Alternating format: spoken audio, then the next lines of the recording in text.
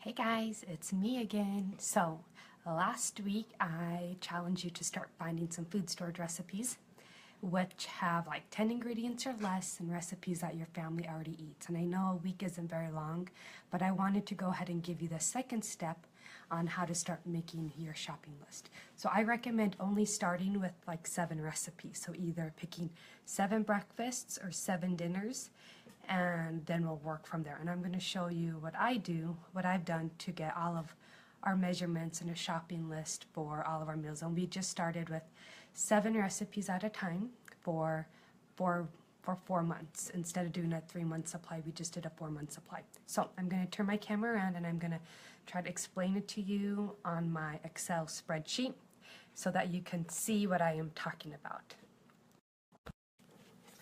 Right here is how I generate our food storage. So I have my recipe right here.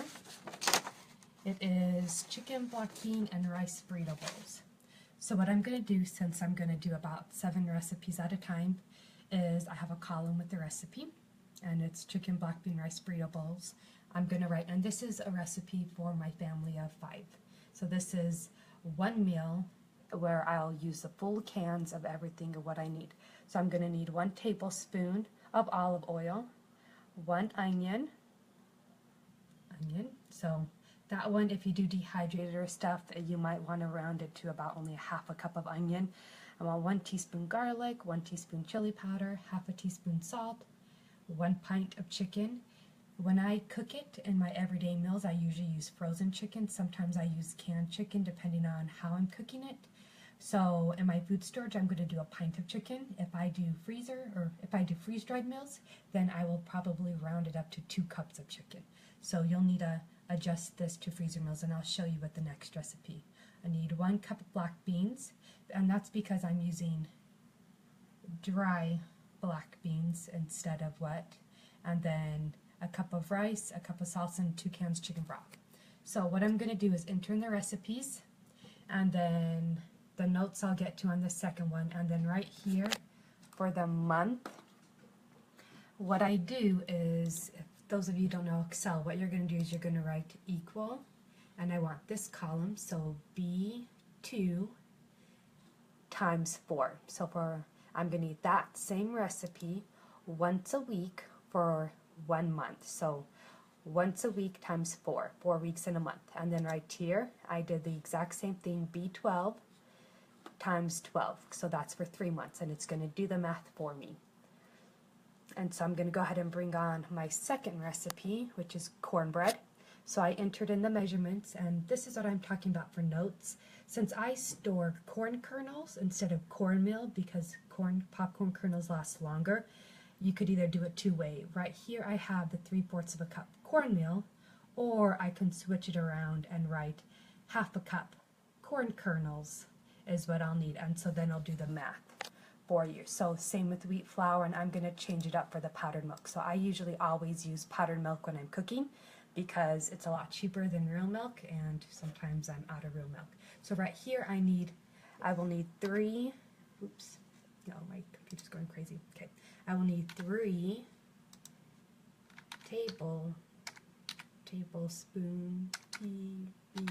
tablespoons.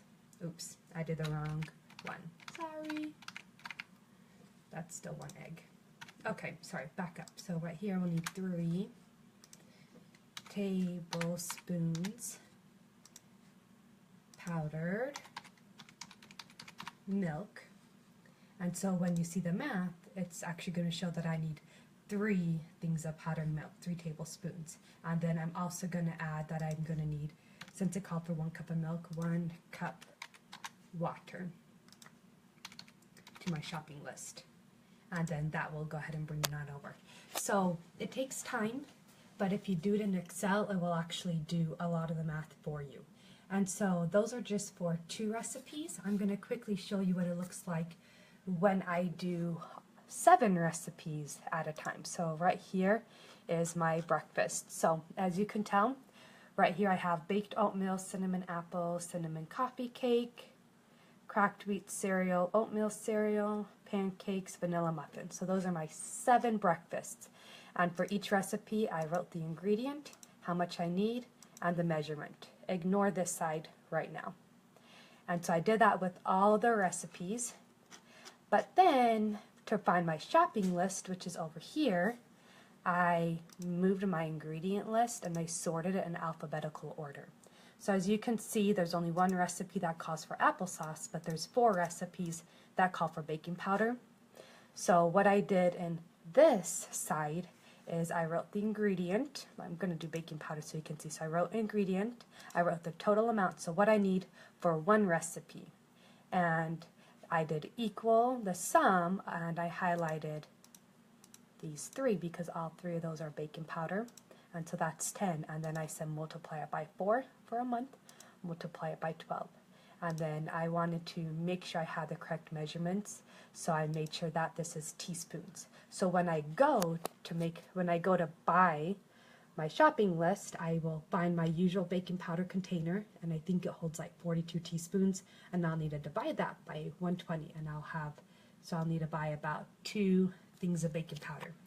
The one tip I want to make sure you guys realize is milk, sometimes they measure it in tablespoons, and oil is a big thing. Sometimes they, like this says 8 tablespoons of oil. Really, the recipe called for half a cup of oil, but I converted it to tablespoons. So you want to make sure everything is converted into the exact same measurement. So when you add it up, this isn't skewed.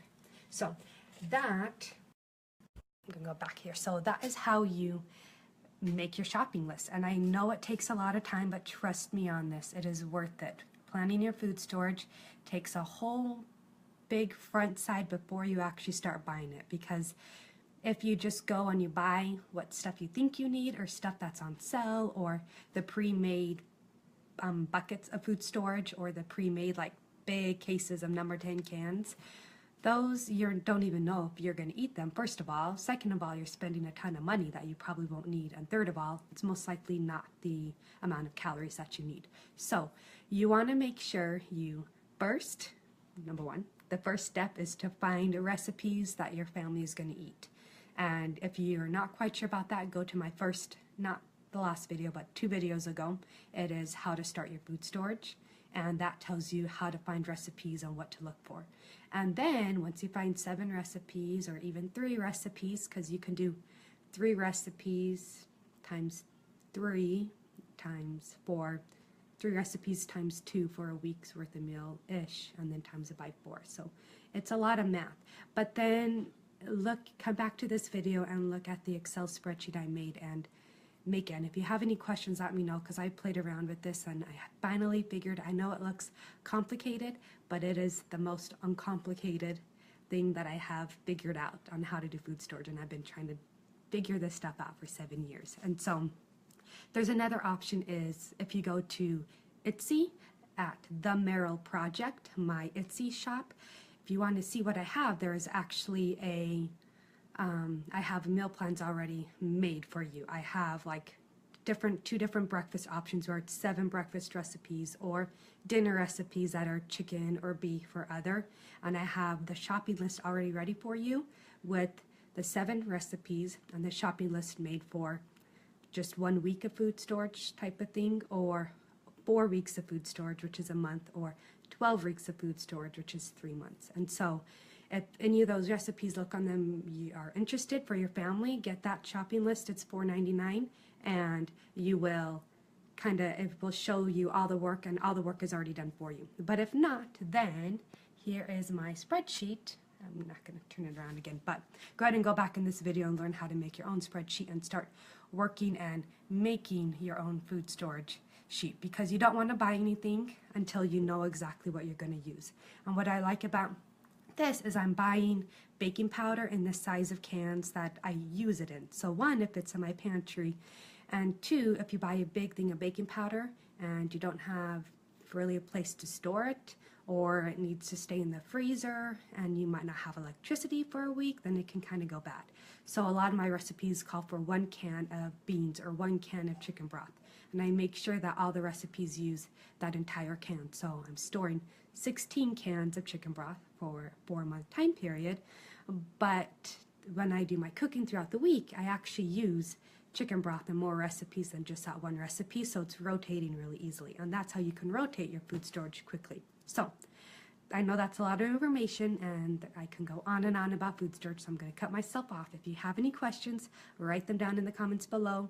You can comment over on my blog or you can send me a message. I love food storage if you couldn't tell, so let me know how I can help you out. Thank you for watching and I will talk to you later. Have a good day.